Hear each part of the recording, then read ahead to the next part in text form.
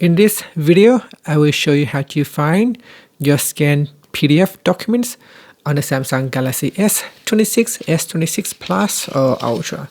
So after you have used the camera to scan the document, it is stored in a specific folder.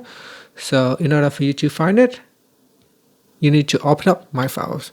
So here I have just used the camera to capture the scanned documents. So let's see how you can find it. So from here, we go into the apps screen. We go into the apps screen and then tap on the Samsung folder. Then tap on My Files. These are file manager. So from here, we tap on this home icon to go back to your home screen for My Files. And in here, you tap on internal storage. Then we tap on documents. Inside documents, there is a folder called document scans. Open it up. And in here, you'll be able to find all your scanned PDF documents. Now, if you save your document as an image, then you'll be able to locate them in the Gallery app.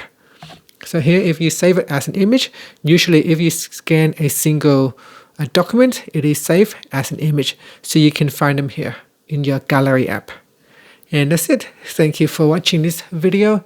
If you find it helpful, please like and subscribe to my channel for more videos.